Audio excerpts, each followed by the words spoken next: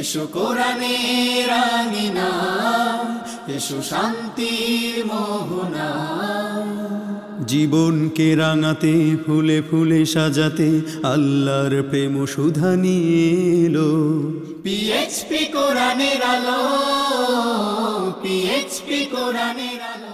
আসসালামু আলাইকুম ওয়া রাহমাতুল্লাহ।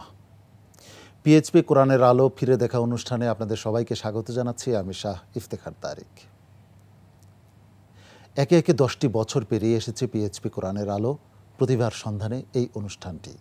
এই 10টি বছরে একজন দুজন নয়, অনেক প্রতিভার আবিষ্কার করেছে এই অনুষ্ঠান। শুধু এই দেশেই প্রতিভার আবিষ্কার করে ক্ষান্ত হয়নি, আবিষ্কৃত এই সমস্ত প্রতিভা দেশের বাইরে বিভিন্ন আন্তর্জাতিক কোরআন প্রতিযোগিতায় গিয়ে নিজেদের প্রতিভার স্বাক্ষর রেখে প্রথম, দ্বিতীয় ও তৃতীয় স্থান অধিকার করেছে তারা। প্রিয় দর্শক, আজ আমাদের অনুষ্ঠানে উপস্থিত রয়েছেন এই অনুষ্ঠানের স্বপ্নদ্রষ্টা, কোরআনের আলো ফাউন্ডেশনের সম্মানিত চেয়ারম্যান হাফেজ মাওলানা আবু ইউসুফ। আসসালামু আলাইকুম ওয়া রাহমাতুল্লাহ। আমাদের মাঝে উপস্থিত রয়েছে আরও 3 জন বিশ্বজয়ী প্রতিভা, যাদেরকে খুঁজে বের করেছে পিএইচপি কোরআনের আলো প্রতিভার সন্ধানে এই অনুষ্ঠানটি। প্রিয় দর্শক, আমাদের মাঝে উপস্থিত রয়েছে 2016 সালে পিএইচপি কোরআনের আলো প্রতিভার সন্ধানে অনুষ্ঠানে সকলের হৃদয় স্পর্শকারী, সকলের মনোযোগ আকর্ষণকারী দ্বিতীয় স্থান অর্জন করেছিল সে, হাফেজ কলিম সিদ্দিকী। আসসালামু আলাইকুম ওয়া রাহমাতুল্লাহ। কেমন আছো কলিম সিদ্দিকী? আল্লাহর অনুগ্রহে অনেক ভালো আছি, আলহামদুলিল্লাহ। আলহামদুলিল্লাহ। আমাদের মাঝে উপস্থিত রয়েছে আরও একজন বিশ্বজয়ী প্রতিভা, যে 2017 সালে টপ 6-এ ছিল, হাফেজ তরিকুল ইসলাম। আসসালামু আলাইকুম ওয়া রাহমাতুল্লাহি ওয়া বারাকাতুহু। আমাদের মাঝে উপস্থিত রয়েছে আরও একজন, যে 2017 সালে টপ 6 থেকে যখন বিদায় নেয় তখন অনেক অশ্রু ঝরিয়েছিল, আমাদের হৃদয় কাঁদিয়েছিল, হাফেজ আশিক বিল্লাহ। আসসালামু আলাইকুম ওয়া রাহমাতুল্লাহি ওয়া বারাকাতুহু। ওয়ালাইকুম আসসালাম ওয়া রাহমাতুল্লাহি ওয়া বারাকাতুহু।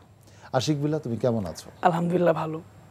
আবু ইউসুফ ভাই, এরা সবাই আপনার আবিষ্কার, পিএইচপি কোরআনের আলোর আবিষ্কার আমি বলবো। সারা দেশ থেকে অনেক হাফেজদের মধ্য থেকে এই সমস্ত প্রতিভাদেরকে বাছাই করে এনে টেলিভিশন রাউন্ডে আপনি উপস্থাপন করেন।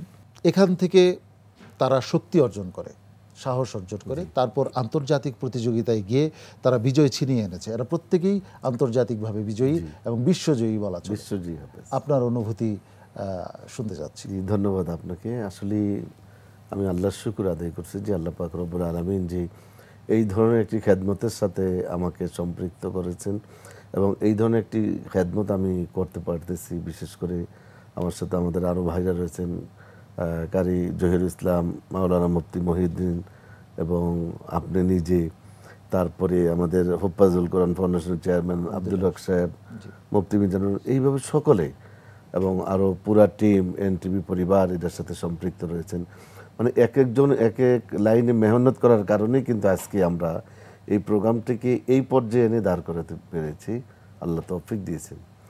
অনুভূতির ব্যাপারটা আসলে যেটা আপনি বললেন, আসলে অনুভূতি, কি অনুভূতি প্রকাশ করব আমি, মানে আল্লাহর কৃতজ্ঞতা আদায় করে আমি শেষ করতে পারবো না। যে আমাদের এই যে আজকে করিম সিদ্দিকী দেখেন, দৃষ্টি প্রতিবন্ধী, চোখে দেখে না, শুনে শুনে তেলাওয়াত করেছে।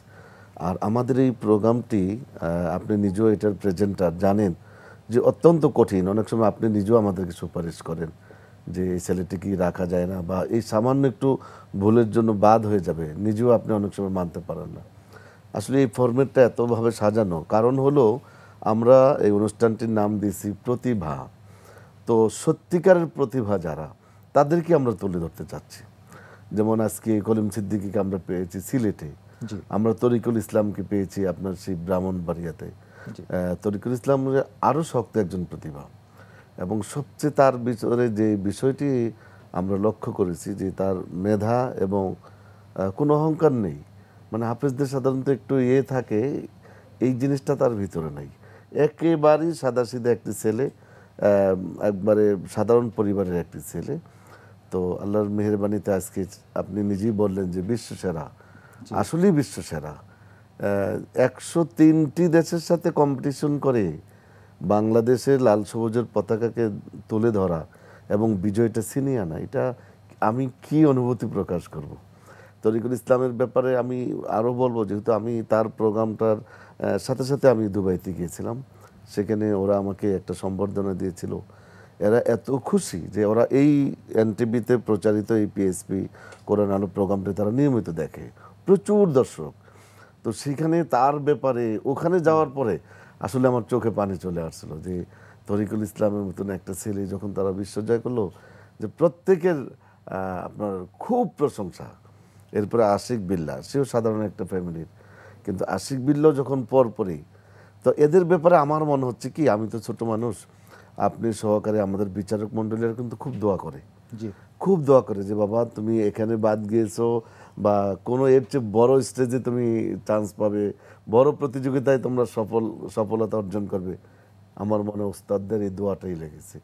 আজকে তরিকুল ইসলাম এখানে যদিও টপ 5 বা 6-এ বাদ হইল, আশিক বিল্লার অবস্থা তাই, কিন্তু বিশ্ব প্রতিযোগিতায় আন্তর্জাতিক কম্পিটিশনে গিয়ে ঠিকই কিন্তু তারা রেজাল্ট চিনে আছে। ঠিকই বলেছেন। আমরা এবার যেতে চাই কলিম সিদ্দিকীর কাছে। কলিম সিদ্দিকী, তুমি এখন কি করছো? আমি এখন কিতাবখানায় পড়ছি এই বছর। প্রিয় দর্শক, আপনারা তো নিশ্চয়ই জানেন, যারা নতুন আমাদের সাথে যুক্ত হয়েছেন তাদেরকে একটু স্মরণ করিয়ে দিচ্ছি, কলিম সিদ্দিকী কিন্তু দৃষ্টি প্রতিবন্ধী, সে চোখে দেখতে পায় না, কিন্তু তার অন্তরের দৃষ্টি আল্লাহ রাব্বুল আলামিন খুলে দিয়েছেন, সে পবিত্র কোরআনকে অন্তরে ধারণ করেছে। কলিম সিদ্দিকী, তুমি একটি আন্তর্জাতিক প্রতিযোগিতায় শীর্ষস্থান বিজয়ী হয়েছ, বাংলাদেশের পতাকাকে উড্ডীন করেছো বিদেশের মাটিতে। তুমি কোথায় প্রতিযোগিতায় অংশগ্রহণ করেছিলে, দর্শকদেরকে একটু জানাও। মালয়েশিয়ার রাজধানী কুয়ালালামপুরে সেই প্রতিযোগিতা অনুষ্ঠিত হয়েছিল, সেই প্রতিযোগিতায় আমি অংশগ্রহণ করেছিলাম। সেখানে কতটি দেশ অংশগ্রহণ করেছিল? 119টি দেশের মতো ছিল। 119টি দেশ, আচ্ছা। তার মধ্যে তোমার পজিশন কি ছিল? আমি আপনাদের দোয়ায়, বাংলাদেশের 16-17 কোটি মানুষের দোয়ায় আমি ফার্স্ট হয়েছি।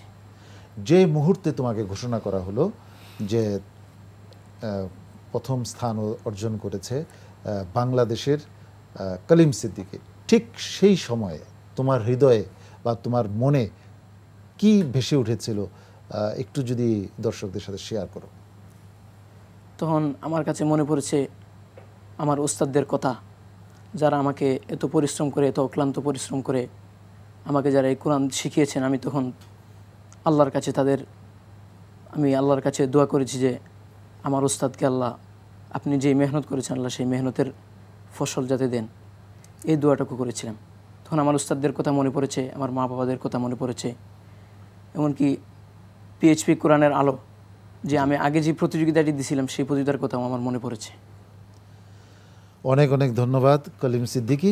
2016 সালে তুমি পিএইচপি কোরআনের আলোর দ্বিতীয় স্থান অর্জনকারী ছিলে। এই প্রতিযোগিতাটা নিশ্চয়ই তোমাকে ওখানে সহযোগিতা করেছে। ওখানে আমাকে অনেক সহযোগিতা করেছে আলহামদুলিল্লাহ। আমার অনেক সহজ মনে হয়েছে সেই আন্তর্জাতিক পরিমণ্ডলে প্রতিযোগিতা করে। মালয়েশিয়ায় তুমি যে তেলাওয়াতটি করেছিলে মনে আছে? তুমি কোন অংশটি তেলাওয়াত করেছিলে পবিত্র কোরআনের? যেখান থেকে তেলাওয়াত করেছিলে সেখান থেকে আমাদেরকে, দর্শকদেরকে একটু তেলাওয়াত শোনাও। আউযু বিল্লাহি মিনাশ শাইতানির রাজীম। বিসমিল্লাহির রহমানির রহিম। لن يستنكف المسيح أن يكون عبدا لله ولا الملائكة المقربون ومن يستنكف عن عبادته ويستكبر فسيحشرهم إليه جميعا فأما الذين آمنوا وعملوا الصالحات فيوفيهم أجورهم ويزيدهم من فضله وأما الذين استنكفوا واستكبروا فيعذبهم عذابا أليما ولا يجدون يجدون لهم من دون الله وليا ولا نصيرا يا أيها الناس قد جاءكم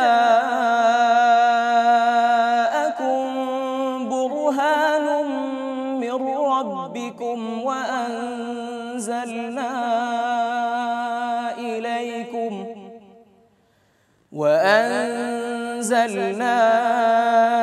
إليكم نورا مبينا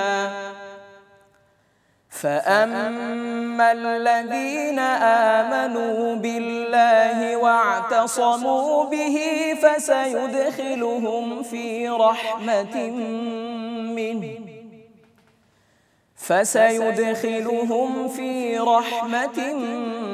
منه وفضل ويهديهم إليه صراطا مستقيما صدق الله العظيم মাশাআল্লাহ মাশাআল্লাহ। কালিম সিদ্দিকী, অনেক অনেক ধন্যবাদ চমৎকার তিলাওয়াত আমাদেরকে শোনানোর জন্য। তরিকুল ইসলামের কাছে আমরা আসব। হাফিজ তরিকুল ইসলাম, পিএইচপি কোরআনের আলো প্রতিভার সন্ধানে এই অনুষ্ঠানের একটি যুগান্তকারী আবিষ্কার। সে 2017 সালে টপ 6-এ ছিল।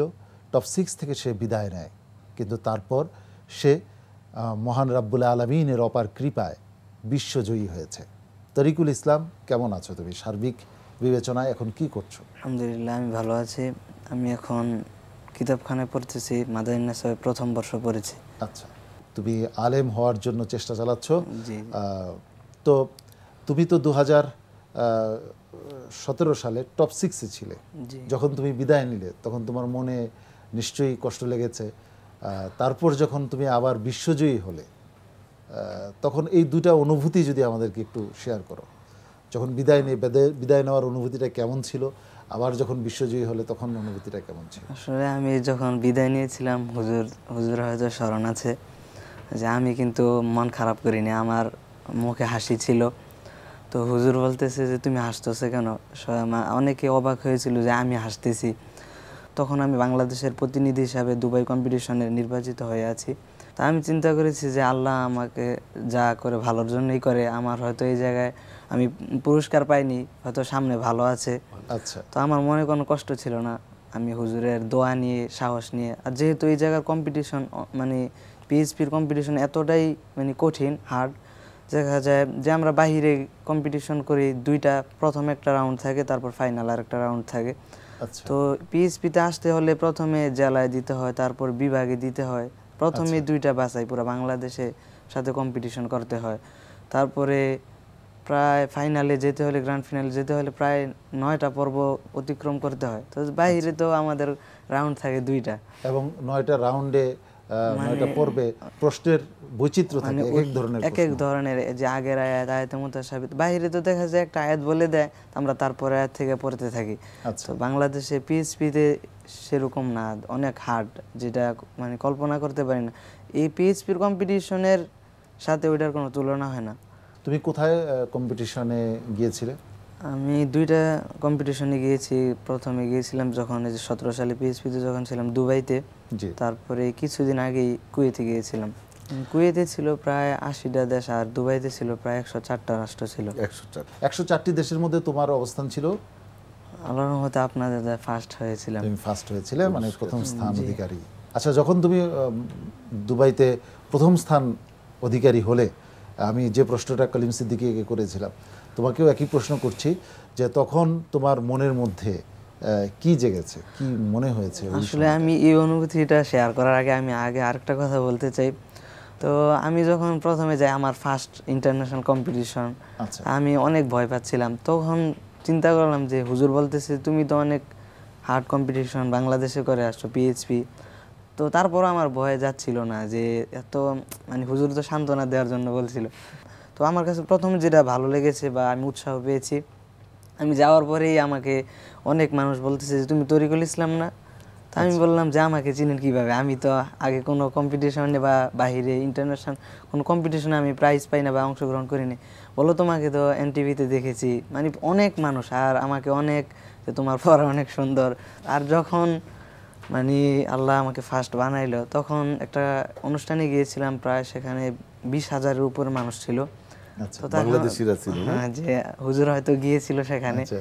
যখন এই পিএইচপির কথা আমি অনেক শুনেছি, যে তখন বুঝলাম যে সারা বিশ্বের মানুষ এই কম্পিটিশনটা দেখে বা আমাদেরকে চিনে। জি, ঠিকই বলেছো তুমি। সারা বিশ্বের মানুষ এই কম্পিটিশন পিএইচপি কোরআনের আলো দেখে এবং তাদের কাছে অনেক বেশি প্রিয় এই অনুষ্ঠানটি। আর আমি এই ফার্স্ট হওয়ার চাইতে, দুবাই ফার্স্ট হওয়ার চাইতে আমার বেশি খুশি লাগছে যে আমি এই ফার্স্ট হওয়ার আগে আমাকে মানুষ চিনে, তাও এই একটা কম্পিটিশনের মাধ্যমে। অনেক অনেক ধন্যবাদ। তরিকুল ইসলাম, তোমার কাছ থেকে একটু তিলাওয়াত শুনবো আজ ইফতারের এই পূর্ব মুহূর্তে। তরিকুল ইসলাম, বিশ্বজয়ী তরিকুল ইসলাম আমাদেরকে পবিত্র কোরআন থেকে তিলাওয়াত শোনাবেন। أعوذ بالله من الشيطان الرجيم. بسم الله الرحمن الرحيم.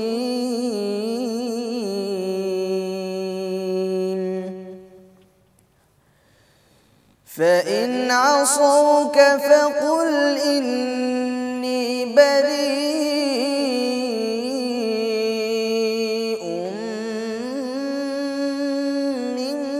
مما تعملون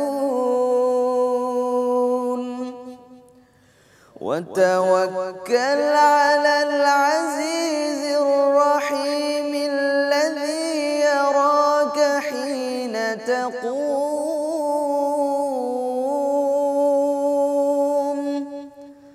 وتقلبك في الساجدين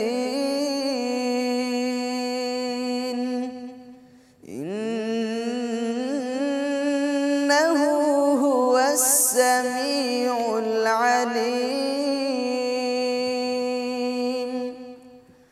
هل أنبئكم على من تنزل الشياطين تنزل على كل أفاك أثيم يلقون السمع وأكثرهم كاذبون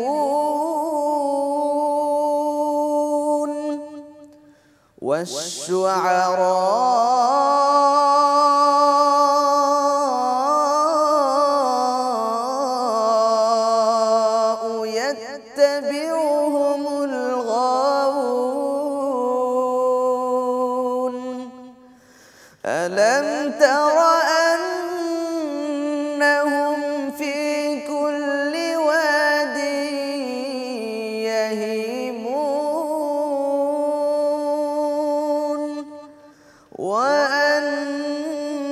وأنهم يقولون ما لا يفعلون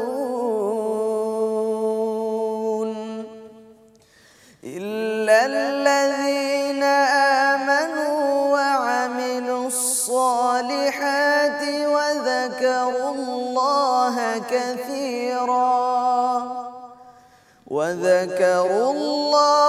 كثيرا وانتصروا من بعد ما ظلموا وسيعلم الذين ظلموا أي منقلب ينقلبون صدق الله العظيم. মাশাআল্লাহ। প্রিয় দর্শক, হাফিজ তরিকুল ইসলামের তেলাওয়াত শুনে আমি বিমুগ্ধ হয়েছি। ইফতারের পূর্ব লগ্নে এই চমৎকার তেলাওয়াত আমাদের হৃদয়কে অন্যরকম একটি প্রশান্তির চাদরে আবৃত করেছে।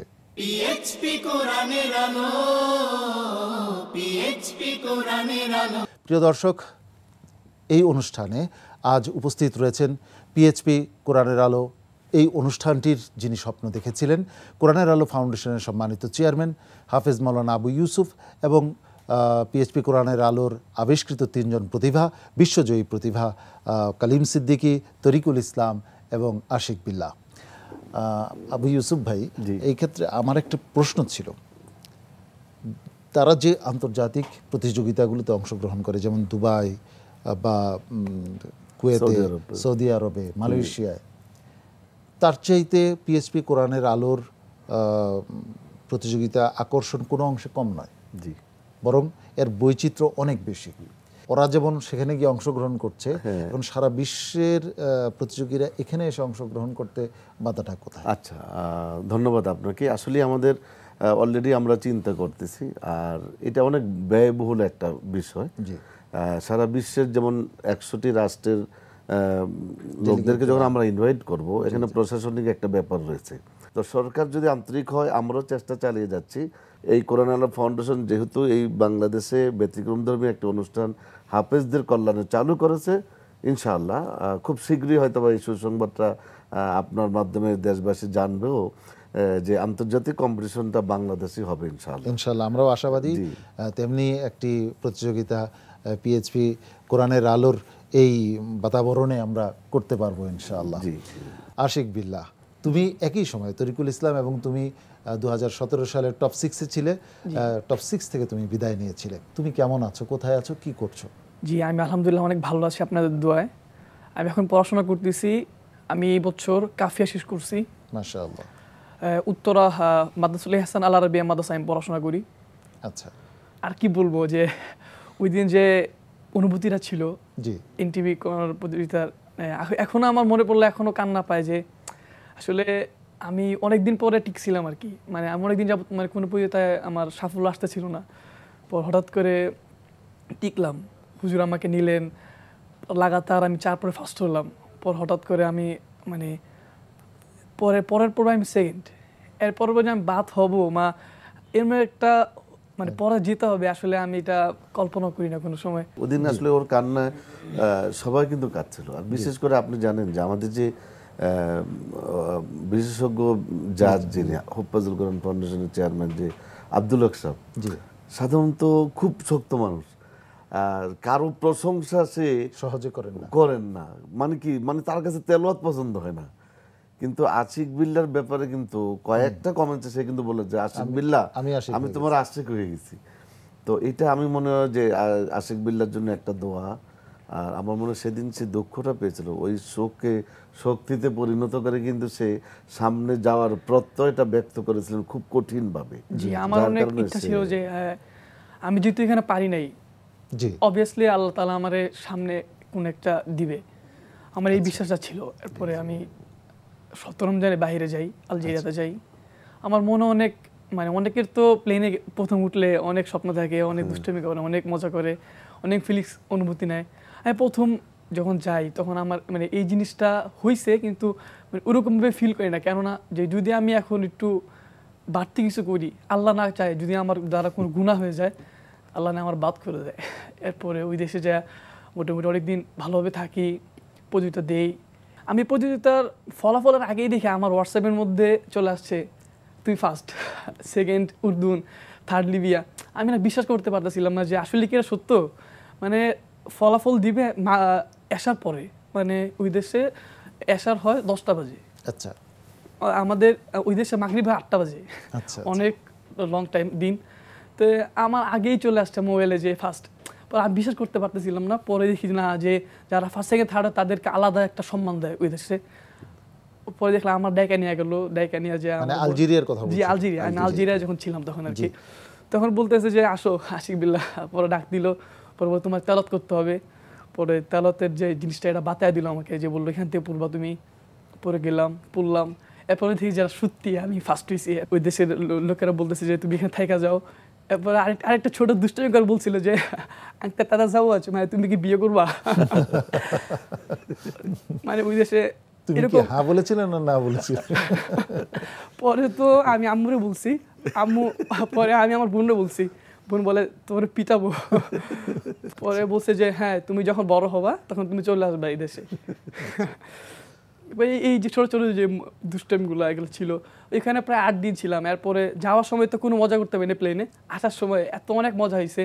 এয়ারপোর্টে ঢোকার পরে যত লোকজন আছে, ভিজিটর যারা আছে সবাই আসছে। মানে বাংলাদেশে তো আমরা সম্মান পাই, কিন্তু তারপরও যে বাংলাদেশের আমরা একজন খেলোয়াড় যতটুকু সম্মান পায়, একজন স্টার যেমন সাকিব খান, ওরা যেমন সম্মান পায় এরকম আমরা সম্মান পাই না।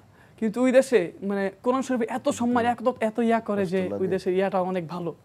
প্রিয় দর্শক, আশিক বিল্লাহ কত সহজভাবে একটি অত্যন্ত রূঢ় সত্য উচ্চারণ করলো। একজন খেলোয়াড়, সে হয়তো উপমহাদেশের একটি দলের সাথে খেলে কোনো একটি সাফল্য অর্জন করলো। আমাদের দেশ, আমাদের দেশের রাষ্ট্র, সরকার, জনগণ সকলে আমরা ফুলের মালা নিয়ে এয়ারপোর্টে তাদেরকে স্বাগত জানাই। কিন্তু 103টি দেশ, 119টি দেশ বা এরকম আরও দেশের সাথে প্রতিযোগিতা করে বাংলাদেশের পতাকাকে বুকে ধারণ করে যারা শীর্ষস্থান বিজয়ী হয়ে দেশে ফিরে, তাদেরকে স্বাগত জানানোর মতো কেউ নাই। এভাবেই কি চলবে? নিশ্চয়ই না। আশিক বিল্লাহ, আমরা তোমার সাথে সমবেথী। তোমাদেরকে সেভাবে স্বাগত হয়তো বাংলাদেশের মানুষ এখনো জানাচ্ছে না, কিন্তু একদিন আসবে, একদিন আসবে যেদিন সবাই তোমাদেরকে স্বাগত জানাবে ইনশাআল্লাহ, ফুলের মালা দিয়ে বরণ করবে। তো আশিক বিল্লাহ, তোমার তিলাওয়াত, তো তিলাওয়াতের কথা আমার এখনো মনে আছে, কেমন যেন মায়ায় জড়ানো। আজকে সেই তোমার মায়ায় জড়ানো তিলাওয়াত একটু শুনতে চাই। আলজেরিয়াতে যখন তোমার প্রতিযোগিতায় যেখান থেকে তোমাকে তিলাওয়াত করতে বলা হয়েছিল, সেখান থেকে একটু অংশ আমাদেরকে, প্রিয় দর্শকদেরকে তুমি তিলাওয়াত করে শোনাও। মাশাআল্লাহ, মাশাআল্লাহ, চমৎকার। আশিক বিল্লাহ, তোমাকে অনেক অনেক ধন্যবাদ জানাচ্ছি এত চমৎকার একটি তেলাওয়াত আমাদেরকে শোনানোর জন্য। আবু ইউসুফ ভাই, আমি আপনার কাছে আবারও আসতে চাচ্ছি। এই যে আশিক বিল্লাহর চমৎকার তেলাওয়াত, তরিকুল ইসলামের তেলাওয়াত এবং কালিম সিদ্দিকের তেলাওয়াত, আপনার একান্তে যখন আপনি থাকেন, তাদের সাফল্য, তাদের এই যে চমৎকার সারা বিশ্বব্যাপী পরিচিতি, এগুলির আপনাকে তৃপ্ত করে কিনা? ধন্যবাদ আপনাকে। আসলেই তরিকুল ইসলাম যে বিষয়টা বলতেছিল, যে আমি দুবাইতে আন্তর্জাতিক কম্পিটিশন যাওয়ার পূর্বেই যেটা ওর ভালো লাগলো, যে সবাই ওর নাম জানে। ঠিক নাজমুস সাকিবের অবস্থাটা কিন্তু তাই ছিল। এরপর আশিক বিল্লাহ কিন্তু সেম অবস্থা, সবাই তো আমাদেরকে টেলিফোন করে বলে। আমরাও, আপনি জানেন, আল্লাহ বিভিন্ন জায়গায় নেয় কোরআনের কারণে, বিভিন্ন দেশে যাই। ইউরোপের মতন একটি জায়গায় কিন্তু অনেক সময় আমাকে ডাকে, ইউসুফ ভাই পিএসপি কোরআনে আলো, ইউসুফ ভাই পিএসপি কোরআনে আলো। এটা অন্যরকম একটা ফিলিংস। এইটা আপনি টাকা দিয়ে বা অনেক ক্ষমতা দিয়ে কিন্তু এটা অর্জন করা সম্ভব না। এটা একেবারে আল্লাহ রাব্বুল আলামিনের মেহেরবানি, আল্লাহর দয়া। আর অন্যতম কারণ হলো কোরআন। কোরআন, জি। আমরা কোরআনের অনেক বড় আশিক না বা কোরআনের বড় প্রেমিক না, তবে বিশেষ করে আমি চেষ্টা করেছি যে কোরআনের এই প্রতিভাগুলোকে তুলে ধরার জন্য, আর চেষ্টা করেছি যে এই কাজটি করে দেওয়ার জন্য। আমি আসলে রেজাল্ট পেয়ে গেছি যে এই খেদমতের কারণে আল্লাহ পাক রব্বুল আলামিন আমাকে যে এই বয়সে এবং আমার মতন একজন অযোগ্য ব্যক্তিকে এত সম্মান, এত মর্যাদা আল্লাহ দিয়েছেন, এটা আমি ভাষায় প্রকাশ করতে পারবো। ঠিকই বলেছেন।